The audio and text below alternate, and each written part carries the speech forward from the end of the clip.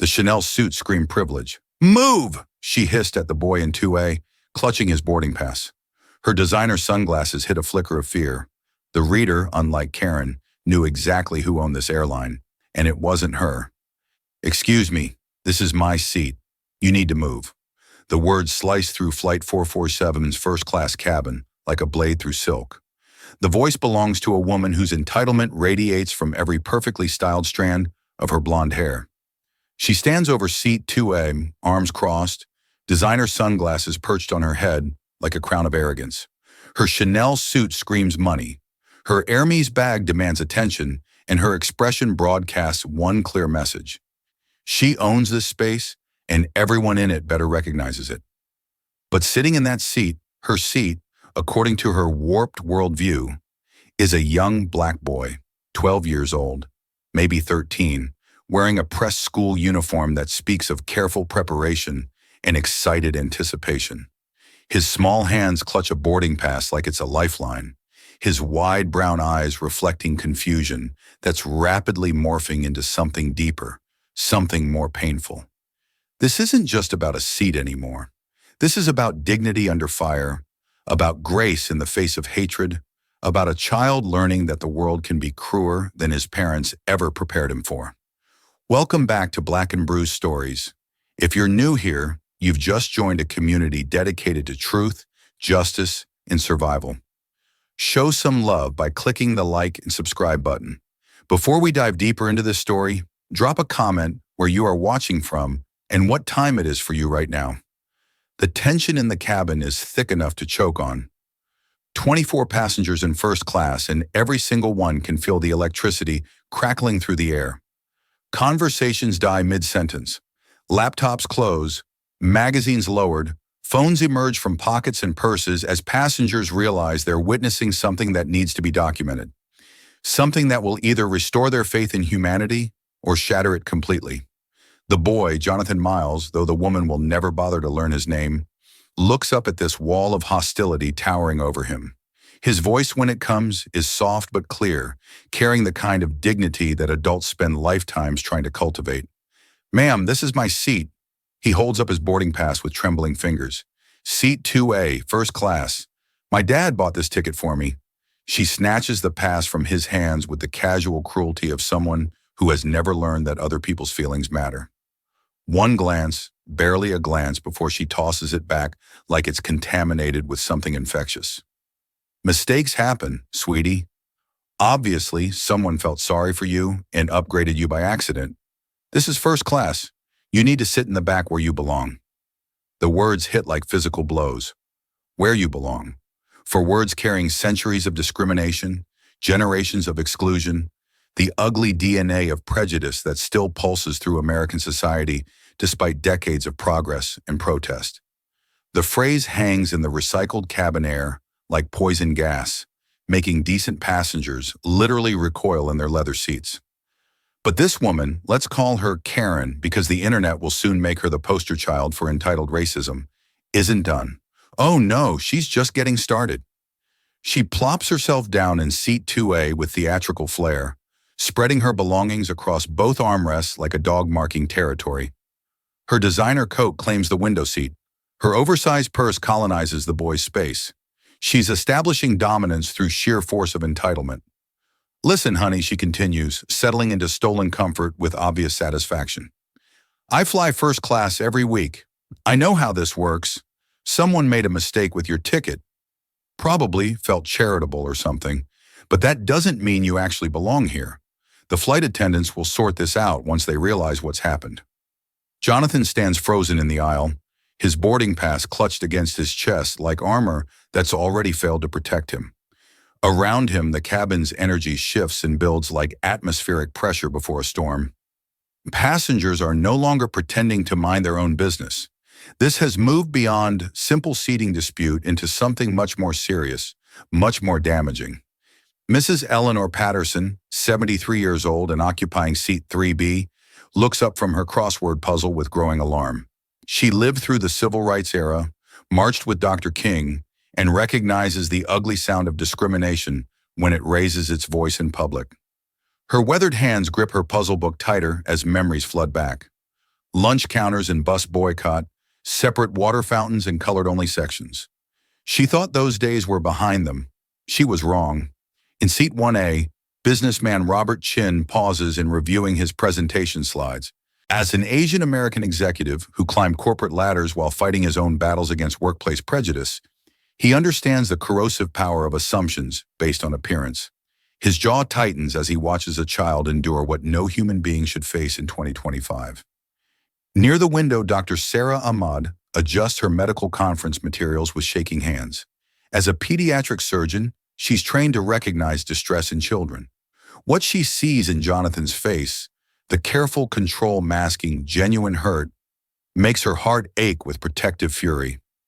This boy is handling more pressure with more grace than most adults could muster. But it's the phones that truly mark this as a moment destined for infamy.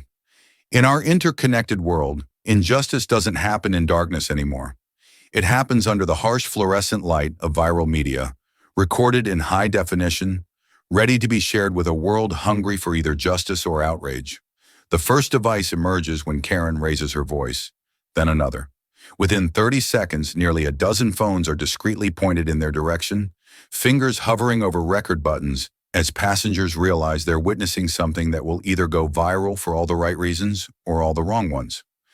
Karen notices the cameras and actually smiles, seemingly pleased to have an audience for what she believes is her righteous stand against airline incompetence. In her warped worldview, she's the hero of this story, a paying customer standing up for standards, maintaining order, ensuring that rules are followed. The idea that she might be wrong, that she might be the villain in this narrative, never crosses her mind. The boy's eyes fill with tears, but he doesn't cry. Instead, he does something extraordinary, something that will later be shared millions of times across social media as an example of grace under pressure.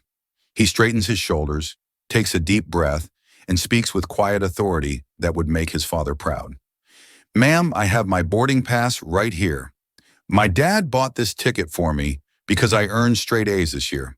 I studied hard all semester, and this trip is my reward. I belong in this seat because my father paid for it, and because I'm a human being who deserves to be treated with respect."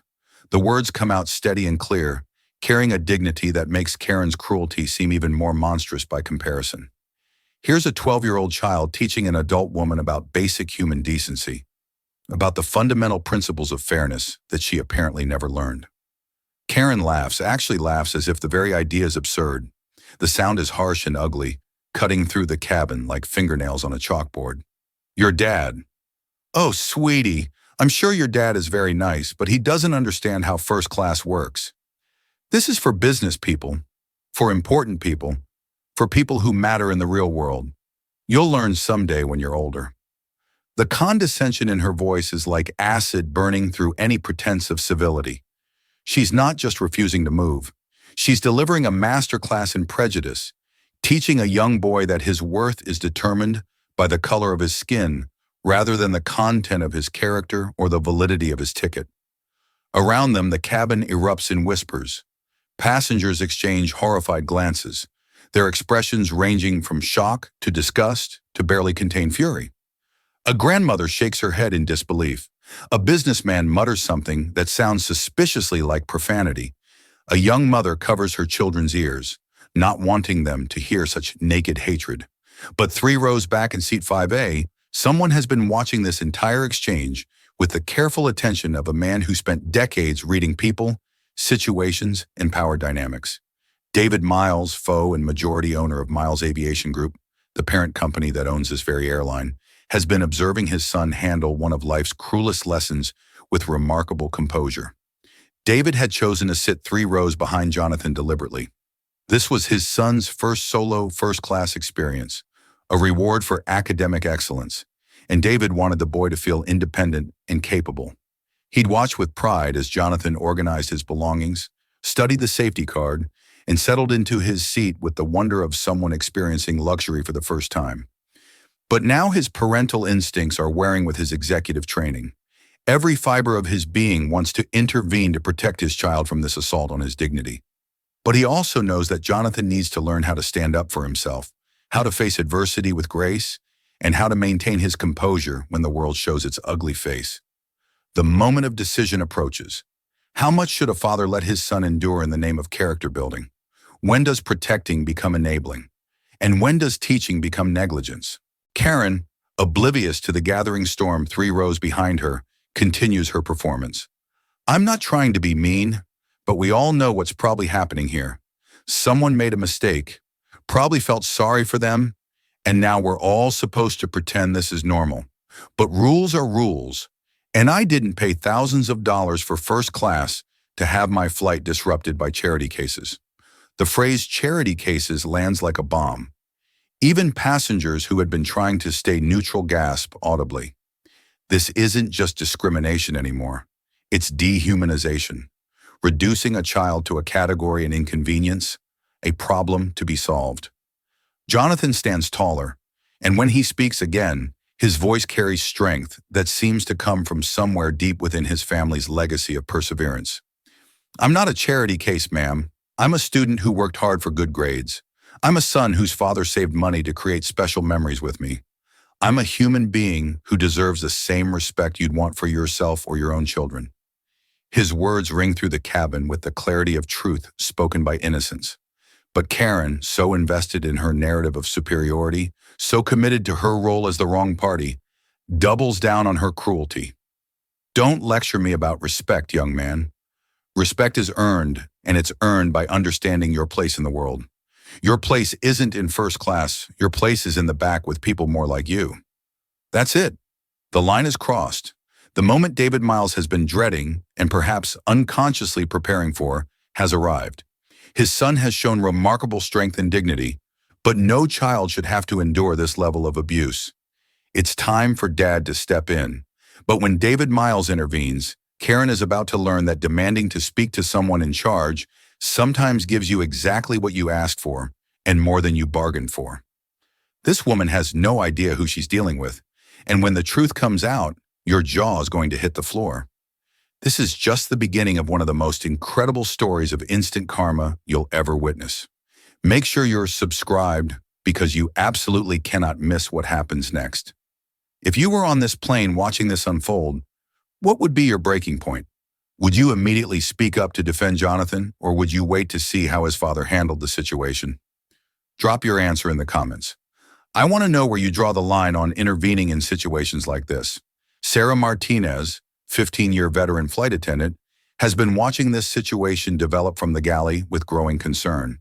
In her decade and a half of service, she's diffused drunk passengers, calmed crying babies, handled medical emergencies, and even talked down a would-be hijacker. But this feels different. This feels like watching a social media firestorm being born in real time. She approaches the row with the diplomatic smile that's been perfected through thousands of difficult conversations, her training kicking in as she prepares to navigate what is clearly a powder keg waiting to explode. Good afternoon, folks. I'm Sarah, and I'll be taking care of first class today. Is everything all right here? Can I help resolve any seating concerns? Karen immediately pounces on the opportunity like a predator spotting wounded prey. Finally, official airline intervention that will validate her position and restore what she sees as the proper order of the universe. Thus, thank goodness you're here. Karen's voice drips with exaggerated relief. This young man is sitting in my seat, and there's obviously been some terrible mix-up with his ticket. I always fly first class. You can check your records if you want, and I know this isn't right. I'm sure it's not his fault, she adds with theatrical sympathy, but we need to get this sorted out before takeoff. She speaks with such confidence, such absolute certainty, that for a moment even Sarah seems to hesitate. This is exactly how systemic prejudice perpetuates itself. It wraps itself in the clothing of authority, speaks with a voice of experience, and relies on others' reluctance to challenge what sounds like reasonable concern. But Jonathan, this remarkable 12-year-old, isn't backing down. He extends his boarding pass to Sarah with steady hands, his voice clear and respectful despite the emotional assault he's enduring. Ma'am, this is my ticket. Seat 2A, first class.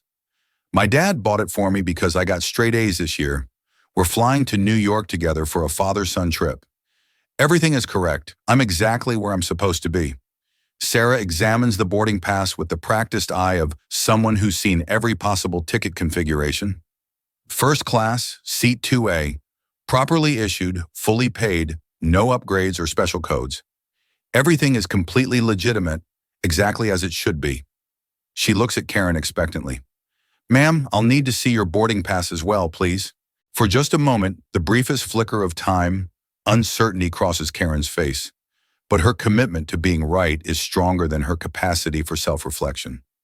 She fumbles through her oversized purse with theatrical indignation, finally producing her boarding pass with a flourish that suggests she's about to prove her point definitively. Sarah looks at the ticket, and her expression changes subtly. Economy class, seat 23B, middle seat between two strangers.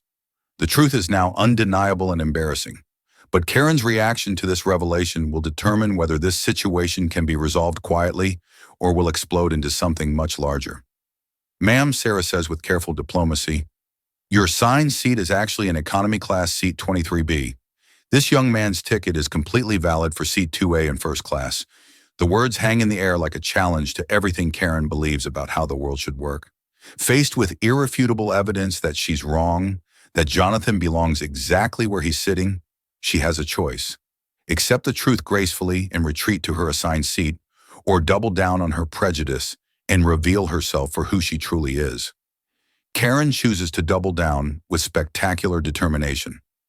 That's impossible, she declares, her voice rising to a level that attracts attention from passengers throughout the cabin. There's been a massive mistake. I always fly first class. Always. I have platinum status. I have elite privileges. I have connections in this industry. Check your computer. Check the passenger manifest. Check with your supervisor. This boy cannot possibly have a legitimate first-class ticket. The other passengers are no longer even pretending to mind their own business. The mask has completely fallen away, and they're witnessing raw, unfiltered discrimination in real time.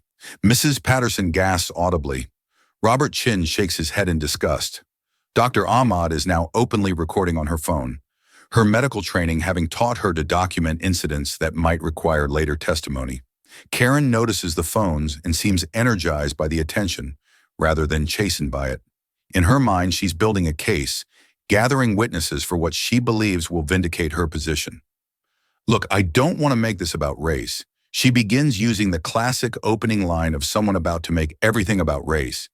But let's be realistic here. This is first class. These tickets cost thousands of dollars. Do you honestly think this boy's family can afford this? I mean, really, look at him. She gestures dismissively at Jonathan as if he's not standing right there, absorbing every cruel word. I'm not trying to be mean, but we all know what's probably happening here. Someone made a mistake, probably felt sorry for them. Maybe there was some kind of diversity initiative or charity program, and now we're all supposed to pretend this is normal business practice. The silence that follows is deafening. Even the aircraft engines seem to quiet as if the entire plane is holding its breath in horror at what they're witnessing. This isn't just about a seat anymore. This is about dignity, about respect, about the fundamental belief that a person's worth isn't determined by their skin color or their appearance. Jonathan's response is nothing short of extraordinary. Any adult would have been forgiven for losing their temper, for shouting, for matching Karen's aggression with justified anger. But this child, this incredible young man, simply stands straighter and speaks with quiet dignity that cuts through her hatred like a lighthouse beam through fog. Ma'am, my father works very hard for our family. He started his own company when I was little, and he's built it into something successful through years of dedication and sacrifice. He saved money for this trip because it's important to him that we create good memories together. I'm not in anyone's way. I'm not taking anything that doesn't belong to me. I just want to sit in the seat that my dad paid for so we can enjoy our time together. His words are simple, but they carry the weight of generations. How many times had his ancestors been told they didn't belong somewhere? How many times had they been forced to prove their right to exist in certain spaces? And here's this young boy carrying on that legacy of dignified resistance with the grace of someone 3 times his age. The passengers around them are visibly moved.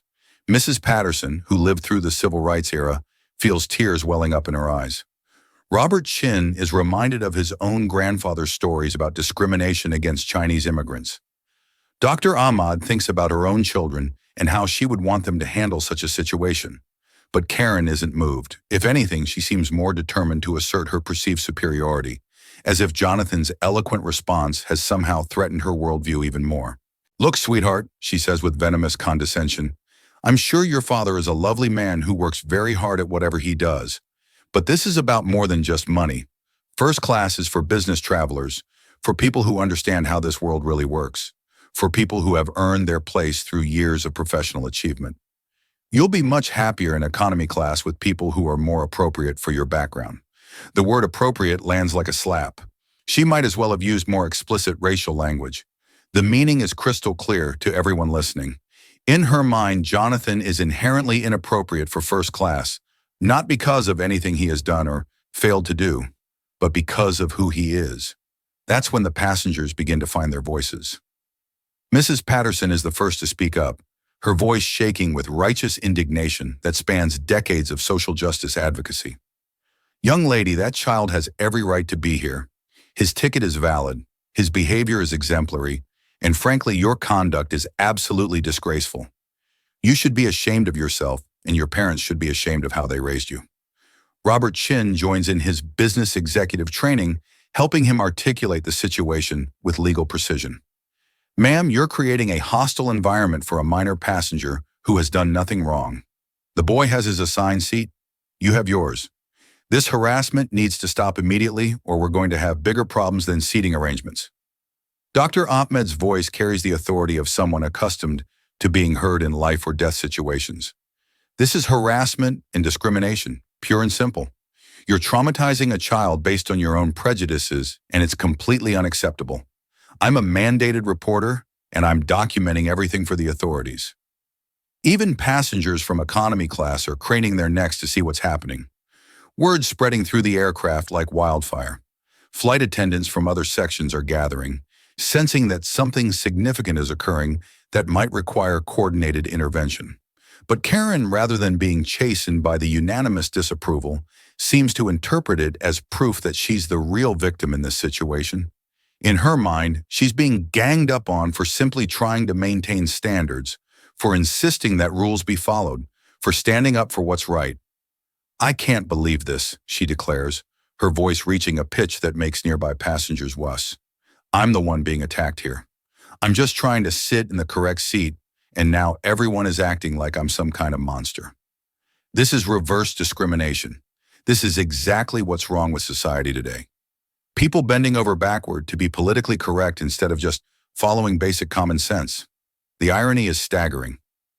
Here's a woman sitting in someone else's seat, accusing the rightful occupant of displacement, claiming victimhood while actively victimizing a child.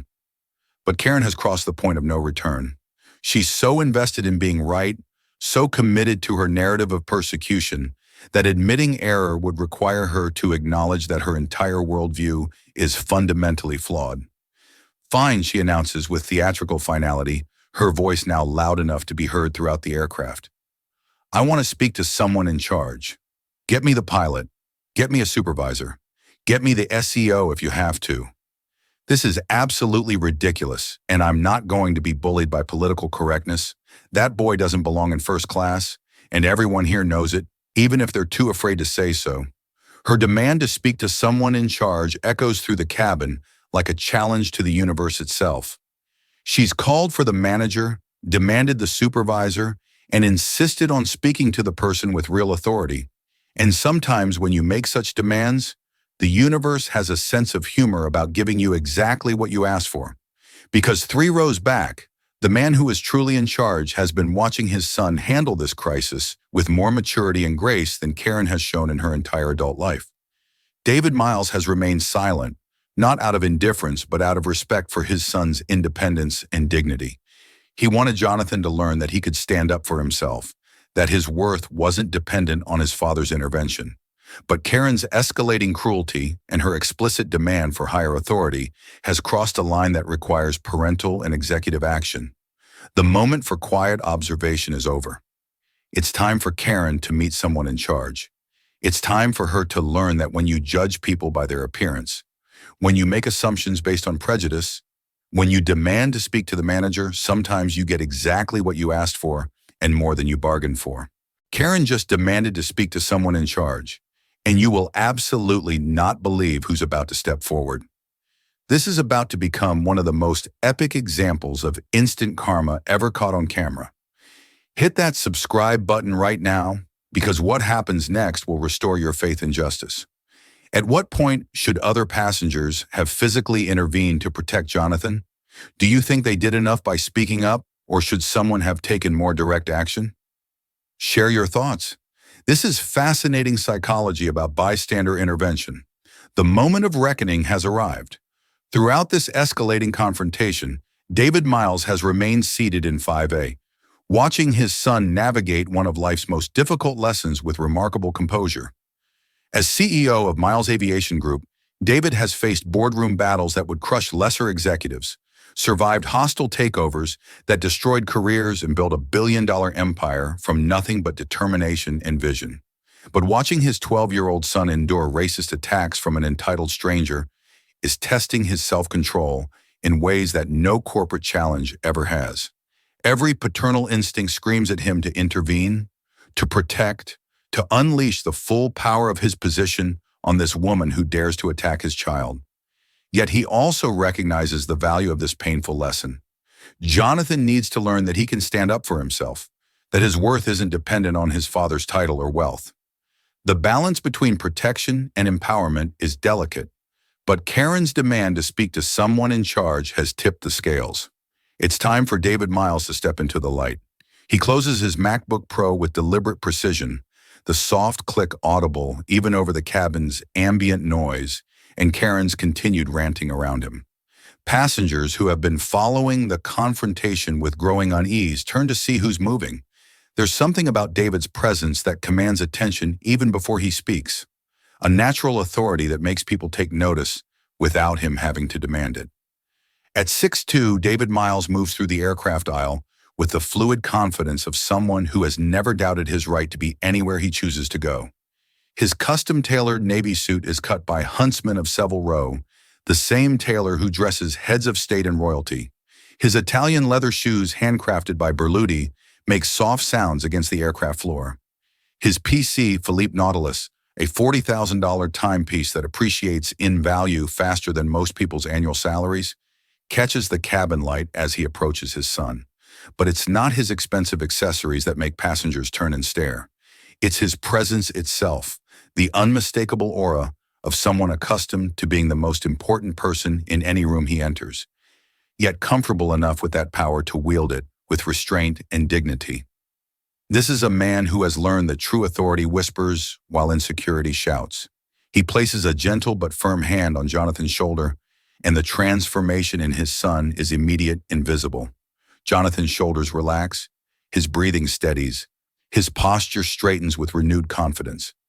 This is his father, his hero, his protector, the man who taught him that real strength isn't about dominating others, but about standing firm in your principles while treating everyone with respect. "Jonathan," David says softly, his voice carrying the warmth of unconditional paternal love, and the steel of a man who has built an empire through sheer force of will and intellect. "Everything all right, son?" The question is somewhat rhetorical. David has heard every word of the confrontation from his seat 3 rows back, but he wants to give Jonathan the chance to explain the situation in his own words, to practice articulating injustice in clear terms, to continue learning how to advocate for himself, even when help is available. "Dad, this lady says I can't sit in our seats. She says there was a mistake with my ticket and that I don't belong in first class. She won't listen to the flight attendant or look at my boarding pass properly." Jonathan speaks clearly, no longer the vulnerable child Karen had tried to intimidate. With his father beside him, he's part of a team, part of something larger and stronger than any prejudice this woman could throw at him. David Miles looks at Karen for the first time, his gaze steady and evaluating. He's not angry. Anger is a luxury he can't afford in his position, where every word might be recorded and every action scrutinized. Instead, he's disappointed the way someone might be disappointed to discover that humanity still has so far to go in learning basic decency. His eyes take in everything about Karen in a single comprehensive glance. The expensive clothes that scream nouveau riche rather than old money. The defensive posture of someone who uses aggression to mask deep insecurity. The fake tan and designer accessories that suggest someone trying desperately to project status they don't naturally possess. In his business, David has learned to read people quickly and accurately. What he sees in Karen is someone whose sense of self-worth is so fragile that she needs to tear others down to feel elevated. "Ma'am," he says, his voice carrying the kind of quiet authority that makes Fortune 500 stop mid-sentence in board meetings and causes trading floors to fall silent when he speaks. "That is my son. Those are our seats. I'd appreciate it if you'd move to your assigned location so we can all get on with our day. The request is polite, professional, and absolutely non-negotiable. This isn't a debate or a discussion. It's a directive from someone accustomed to being obeyed without question." But Karen, blinded by her prejudices and emboldened by what she perceives as successful intimidation of a child, makes the catastrophic error of doubling down on her aggression. She looks up at this tall, impeccably dressed black man and feels something she's not used to experiencing. Genuine uncertainty. Every visual cue screams success and authority. The custom suit that costs more than her monthly rent. The watch that could fund a luxury vacation. The confident bearing that suggests someone very accustomed to having his words carry weight. But her racism is stronger than her survival instincts. Instead of recognizing the obvious signs of power and backing down gracefully, she sees only what her prejudice allows her to see. "Oh, so now Daddy shows up," she says with venomous sarcasm that makes several passengers visibly cringe and reach for their phones to ensure they're recording this spectacular display of ignorance. "How convenient. Look, I don't care if you bought these tickets, won them in some lottery, or got them through some diversity program. This is first class. This is for business people, for professionals, for people who actually matter in the real world." The words hang in the air like toxic gas, poisoning the atmosphere with their casual cruelty. She's speaking to a man whose business acumen and professional achievements dwarf her own by orders of magnitude, whose company probably generates more revenue in a week than she'll see in her lifetime. Yet she can't see past the color of his skin to recognize his obvious success. "I don't know what kind of game you people are playing here," she continues, her voice rising with each word as she becomes more emboldened by what she mistakes for an audience of supporters. "But I'm not falling for it. First class has standards, and those standards exist for very good reasons. I've been flying first class for years, and I know exactly how this system works. This is not how legitimate passengers behave."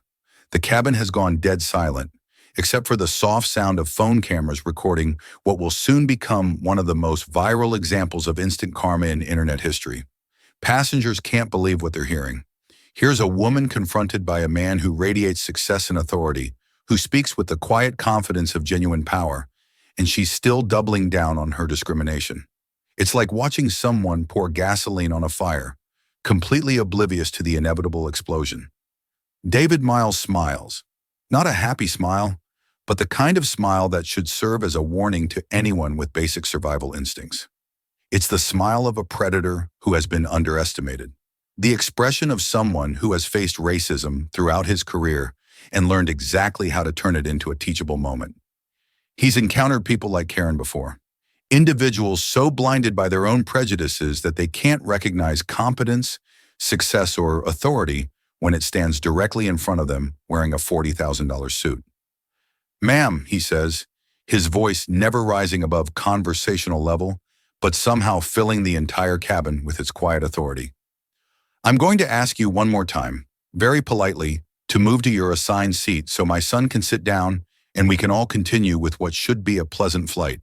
Karen laughs. Actually laughs as if the entire situation is some kind of elaborate practical joke being played at her expense. The sound is harsh and grating, cutting through the cabin's tense silence like fingernails on a chalkboard. "Or what?" she challenges, her voice dripping with false bravado as she settles more firmly into the stolen seat. You'll call a lawyer. You'll file a complaint with the airline. You'll write a bad review on social media. You'll contact the NAACP. She's enjoying this now, feeding off what she perceives as an audience for her performance. In her mind, she's the star of her own reality show, the brave defender of standards, standing up to what she sees as reverse discrimination and special treatment. Listen, mister, whatever your name is, she continues with deliberate disrespect. I've been flying first class longer than your son has been alive. I know how this system works. I know who belongs here and who doesn't, and I know the difference between legitimate passengers and charity cases. The airline made a mistake. Probably some computer glitch, or maybe someone in customer service got overly generous with upgrades. But either way, we need to fix this before it becomes an even bigger problem. She gestures around the cabin as if appealing to her fellow passengers for support, completely oblivious to the fact that every face is looking at her with expressions ranging from horror to anticipation. Everyone here knows I'm right, even if they're too politically correct to say it out loud. First class isn't charity. It's not a diversity program. It's not a social experiment. It's for people who've earned their place through hard work, professional success, and understanding how the real world operates. The irony is absolutely staggering. She's lecturing about hard work and professional success to a man whose achievements make her own career look like a weekend hobby.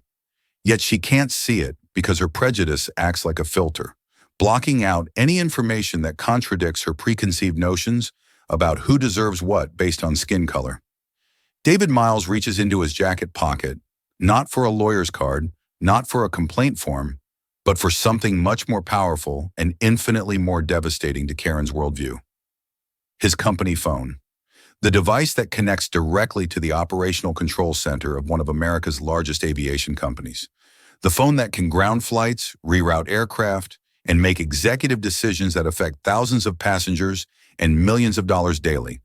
He dials a number he knows by heart, a number that bypasses all customer service protocols and connects directly to the people who really run the airline industry.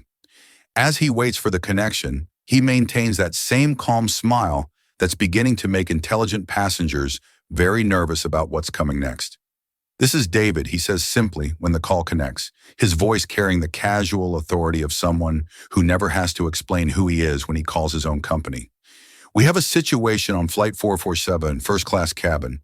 I need you to patch me through to Captain Rodriguez immediately and have ground operations standing by for my instructions." Karen's smirk falters slightly. Something about his tone, about the casual authority with which he made that call, about the way he spoke like someone accustomed to giving orders rather than taking them, sends a chill down her spine. But she's gone too far to back down now, investing too much of her ego in this confrontation to simply surrender. "Calling your connections won't change anything," she says, but her voice has lost some of its earlier confidence and taken on a slightly shrill quality that suggests growing desperation. "Rules are rules, and I don't care who you think you know in this industry." Within 30 seconds, David's phone rings with a distinctive tone reserved for priority calls from his operations center. The conversation that follows will be brief, professional, and absolutely devastating to Karen's rapidly crumbling worldview. "Captain Rodriguez, yes, this is David Miles. We're having a passenger dispute in first-class seat 2A. No emergency, but I need you to contact ground operations and have security standing by for passenger removal." "Yes, that David Miles. Thank you. I'll see you shortly." He hangs up and looks at Karen with that same disappointed expression, like a teacher watching a student fail a test they should have easily passed. Around them, the first whispers of recognition begin to ripple through the cabin as passengers start connecting. That's they should have seen much earlier. "Ma'am, you wanted to speak to someone in charge. Someone will be here shortly to escort you to your correct seat." That's when the rail investigation begins. Passengers throughout first class pull out their phones, not just to record the confrontation, but to search. Fingers fly across screens as the name David Miles gets typed into Google search bars across the cabin. The results that begin loading will change everything Karen thinks she knows about this situation. Robert Chin in seat 1A is the first to find it. His eyes widen as he reads the search results on his phone screen. Forbes list, Fortune 500, aviation industry leader, billionaire, entrepreneur. He leans over to his seatmate and whispers something that makes her gasp audibly and immediately start her own search. Mrs. Patterson in 3B is next, her weathered fingers surprisingly nimble on her smartphone screen. She looks at her phone, then at David, then back at her phone, her mouth falling open in amazement as the magnitude of Karen's mistake becomes clear. Dr. Ahmad near the window has already found his LinkedIn profile, his company website, and 3 recent news articles about Miles Aviation Group's latest acquisition. She's a surgeon accustomed to life and death situations, but even she's stunned by the cosmic scale of Karen's miscalculation. But Karen, still oblivious to the digital investigation happening around her, continues her spectacular self-destruction. She seems to interpret the passenger's phone activity as support for her position. Validation of her outrage. See, everyone is documenting this travesty. This is what happens when airlines abandon their standards and start letting anyone sit anywhere they want. This is what political correctness gets you. Chaos, confusion, and paying customers being treated like second-class citizens in favor of diversity initiatives. She stands up in the aisle now, emboldened by what she mistakes for an audience of allies, her voice rising to address the entire first-class cabin. Ladies and gentlemen, what you're witnessing here is the breakdown of basic order and common sense. I pay premium prices for premium service, and I refuse to be intimidated into giving up my rights by people who don't understand how the real world works. It's a masterclass in missing the room, a perfect example of someone so blinded by their own prejudice that they can't read the obvious signs that they've made a catastrophic error. Every face around her shows not support, but anticipation. The kind of expression people get when they're about to witness someone receive their comeuppance in spectacular fashion. The passengers are starting to figure out who David Miles really is, and when Karen finds out, her world is about to come crashing down in the most spectacular way possible. You absolutely have to subscribe right now, because this revelation is going to be legendary. Would you have kept calm like David Miles, letting the situation play out to teach both his son and this woman a lesson? Or would you have revealed your identity immediately to shut down the harassment? What's the better approach for handling prejudice? The whispers are spreading through first class like wildfire, creating a buzz of excitement that has nothing to do with takeoff preparations. Passengers are leaning across aisles, sharing their phone screens, their expressions shifting from shock to amazement to anticipation. The name David Miles is being passed from row to row, like a secret that's too explosive to keep quiet. CEO of Miles Aviation Group, Robert Chin, whispers urgently to the passenger behind him. Net worth over $2 billion, Dr. Ahmad murmurs to her seatmate, showing the Forbes article on her screen. He owns this airline, Mrs. Patterson says in amazement to anyone with an earshot. That man owns the plane we're sitting on, but Karen remains blissfully, catastrophically unaware of the gathering storm. She's too busy performing for what she believes is her audience, too invested in her narrative of victimhood to notice that every face around her is looking at her with a mixture of horror and fascination, the way people watch a car accident unfold in slow motion. She turns back to David with renewed aggression, seemingly energized by what she mistakes for passenger support. I hope you understand that your little intimidation tactic isn't going to work. I've been flying for 20 years and I know my rights. You can call whoever you want, but the facts are the facts. This boy doesn't belong in first class, and no amount of political posturing is going to change that. David's smile widens slightly, but there's something almost predatory about it now. He's been underestimated his entire career by racist college professors who assumed he'd never make it past his freshman year, by bigoted business partners who thought they could shortchange him, by competitors who dismissed him as an affirmative action hire. He's learned to savor these moments when prejudice meets reality. When assumptions crash headfirst into facts, "Ma'am," he says with the patience of someone explaining basic concepts to a particularly slow child, "I'm curious. What exactly do you think my son and I need to do to prove we belong in first class? Should we show you our tax returns, our bank statements, our business degrees, our property deeds?" Karen senses something shifting in the cabin's atmosphere, but misinterprets it as validation of her position. "I think you need to accept that mistakes happen and stop trying to take advantage of airline errors. The honest thing to do would be to admit that you don't actually belong here and move to your correct seats without causing a scene. That's when the cabin door at the front of first class opens and Captain Maria Rodriguez herself appears. Not the standard protocol for seating disputes, but then again, this isn't a standard situation. Behind her are two airline security officers and someone in a crisp airline uniform with multiple stripes indicating senior management. Captain Rodriguez, a 25-year veteran who's flown heads of state and foreign dignitaries, approaches with obvious respect and perhaps a hint of apology in her expression. The other passengers watch in fascination as she stops directly in front of David Miles. "Mr. Miles," she says clearly, her voice carrying enough to be heard throughout the cabin. "I'm terribly sorry about the situation. We'll have it resolved immediately." The effect is like dropping a bomb in the middle of the cabin. The whispered conversations stop abruptly. Every passenger turns to stare at David with new understanding. And Karen, poor oblivious Karen, finally begins to sense that something fundamental has shifted in the dynamics of this confrontation. "Mr. Miles," she repeats, confusion creeping into her voice for the first time. Why is she calling you Mr. Miles? And why is the captain here for a seating dispute? Captain Rodriguez looks at Karen with the kind of professional composure that barely masks profound disappointment. "Ma'am, you've been harassing David Miles, the CEO and majority owner of Miles Aviation Group, the parent company that owns this airline. You're sitting in a seat belonging to his son, and frankly, your behavior has been completely unacceptable." The words hit Karen like a physical blow. The color drains from her face as the magnitude of her mistake begins to penetrate her consciousness. This isn't just any angry father she's been battling. This is the owner of the airline, the man who signs the paychecks of everyone around her, the person who could ban her from flying permanently with a single phone call. That's impossible," she whispers, but her voice cracks like thin ice under pressure. "He can't be. I mean, how was I supposed to know?" But the evidence is overwhelming and undeniable. Captain Rodriguez's difference, the security officer's respectful distance, the senior manager taking notes of every word, all of it points to one inescapable conclusion. Karen has picked a fight with quite possibly the worst person on the entire aircraft to antagonize. David Miles maintains his calm composure, though there's definitely satisfaction in his voice when he speaks.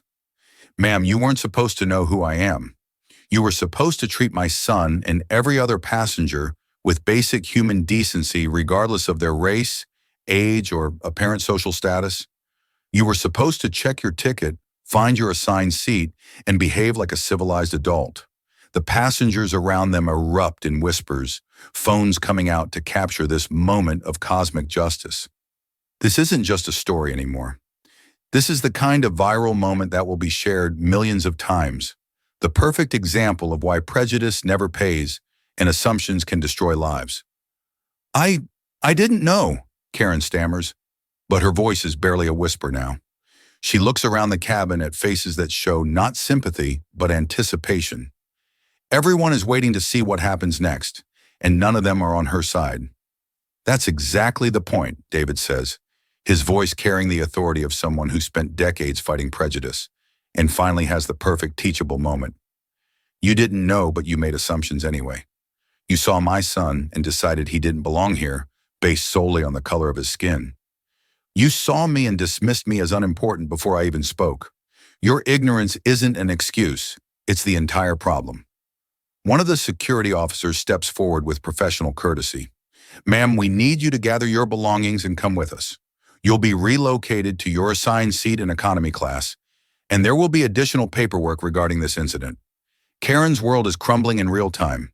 The other passengers are recording everything, her humiliation being broadcast to the internet at the speed of light. Her LinkedIn profile will be identified within hours. Her employer will see the videos by morning. Her friends, neighbors, family, everyone will know that she's the woman who tried to kick a child out of his first-class seat, only to discover she'd picked a fight with the owner of the airline. This isn't fair. She protests as security helps her gather her designer bags.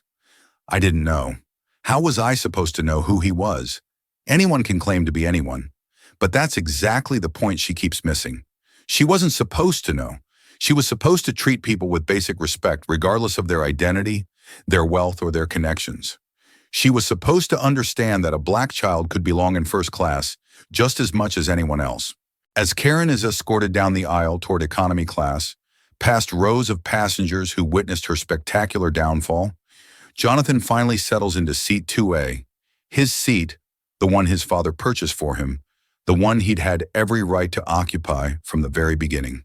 David Miles sits down beside his son in seat 2B, his quiet pride evident as he watches Jonathan handle the aftermath with remarkable maturity. "You did beautifully, son. I'm proud of how you stood up for yourself while maintaining your dignity." The applause started slowly, one passenger clapping, then another, then the entire first-class cabin erupting in appreciation, not just for the poetic justice they'd witnessed, but for the grace and dignity both father and son had displayed throughout the ordeal. But the story is far from over. Karen's 15 minutes of infamy are just beginning, and the internet is about to ensure that her prejudice and entitlement follow her for years to come. The look on Karen's face when she realized who she was dealing with was absolutely priceless. But this story isn't over yet. The internet is about to get hold of this, and what happens next will blow your mind. Make sure you're subscribed because karma isn't finished with her yet. Do you think Karen truly didn't understand the problem with her behavior even after learning who David Miles was? Or do you think she finally got it, but was just trying to save face? What does it take for people to really change their prejudiced attitudes? The walk of shame down the aircraft aisle is everything you'd imagine and more. Karen, clutching her designer bags like shields against the stares of judgment, makes her way through the cabin as phones track her every step. The passengers in economy class have heard whispers of what happened in first class, and their expressions range from curiosity to outright disgust as she passes. Seat 23B awaits her, middle seat squashed between a snoring businessman and a college student with noise-canceling headphones. No extra legroom, no premium service, no special treatment, just the consequences of her actions served at 35,000 left. Meanwhile, real reckoning is happening in cyberspace. The videos are already uploading faster than airline Wi-Fi should technically allow. Karen versus O starts trending within the hour. Ish first-class racism follows close behind. Her face is becoming synonymous with entitled prejudice. A cautionary tale shared millions of times across every social media platform known to humanity. The internet detectives work with frightening efficiency. Within 2 hours, they've identified Karen Wellington, marketing coordinator at a mid-sized consulting firm in Orange County. Her LinkedIn profile reveals a history of posts complaining about diversity initiatives and political correctness gone too far. Her Facebook shows pictures from Trump rallies and shares of articles about traditional values. The pattern is clear, disturbing, and about to become very expensive. Back in first class, David Miles is having a quiet conversation with Jonathan about dignity, character, and the importance of standing up for what's right, even when it's difficult. The lesson isn't just about racism, it's about how to handle adversity with grace, how to maintain your principles under pressure, and how to recognize that your worth isn't determined by others' opinions of you. "Dad," Jonathan asks thoughtfully, "why didn't you tell her who you were right away? You could have stopped all of this before it got so ugly." David smiles and puts his arm around his son's shoulders. "Because, Jonathan, your worth isn't determined by who your father is or what he owns. You belonged in that seat because you're a human being deserving of respect, not because I'm the Sioux. If I had led with my title, she might have backed down, but she wouldn't have learned anything. And more importantly, you wouldn't have learned that you can stand up for yourself." The flight attendants go out of their way to make their experience exceptional, not because of David's position, but because of how both father and son handled themselves throughout the ordeal. Respect begets respect, and leadership recognizes leadership when it sees it. As the plane begins its descent into New York, David receives a stream of text messages from his communications director. The story is everywhere. CNN is calling. The Today Show wants an interview. Social media is exploding with support for both father and son and condemnation for Karen's behavior. But there's more. Karen's employer has already seen the videos. By the time the plane touches down at JFK, she's been fired. Her company, desperate to distance themselves from the viral racism, releases a statement condemning her actions and reaffirming their commitment to diversity and inclusion. The speed of her professional destruction is breathtaking. Her real estate agent calls to inform her that several potential buyers have withdrawn their offers on her condo after seeing the videos. Her country club is reviewing her membership. Her children's private school is asking uncomfortable questions about her values and their alignment with the institution's principles. The cascade of consequences is swift and merciless. In the age of social media, racism has real costs: financial, social, and professional. Karen is learning that prejudice is an expensive luxury she can no longer afford. Meanwhile, Jonathan is learning different lessons. As they walk through JFK Airport, he notices how people treat his father with respect, not because they recognize him as a CEO, but because of how he carries himself. David Miles commands respect through competence, kindness, and quiet confidence. He's teaching his son that true power comes from lifting others up, not tearing them down. "Dad," Jonathan says as they collect their luggage, "I'm glad you let me handle it at first. I learned that I'm stronger than I thought." David's smile is radiant with paternal pride. "You're strong, son. Stronger than that woman will ever be. She thinks strength comes from putting others down, but real strength comes from standing up while helping others stand too." As they climb into their car service, David's phone buzzes with interview requests, speaking engagement offers, and messages of support from business leaders around the world. The incident is being held up as a perfect example of why diversity matters, why assumptions are dangerous, and why character is the ultimate measure of a person's worth. But the most meaningful message comes from Mrs. Patterson, the grandmother from seat 3B. She sent a note through the airline. "Your son is a remarkable young man. You should be proud of the character you're building in him. The world needs more people like both of you." 6 months later, Karen is still struggling to find employment. The videos follow her everywhere. Potential employers Google her name and find the story. Dating apps match her face to the viral videos. She's become a case study in business schools about the dangers of prejudice in the modern world. Meanwhile, Jonathan Miles is thriving. The incident sparked important conversations at his school about prejudice and dignity. He's become a role model for handling adversity with grace. College admission officers are already taking notice of his character and composure. The story becomes more than just viral content. It becomes a teaching tool, a reminder that in our interconnected world, character matters more than ever. Every action has consequences, every word has weight, and every person deserves to be treated with dignity, regardless of their appearance. As David and Jonathan settle into their New York hotel that evening, father and son reflect on the day's lessons. They've learned that justice, while sometimes delayed, has a way of revealing itself when you least expect it. They've discovered that standing up for what's right isn't always easy, but it's always worth it.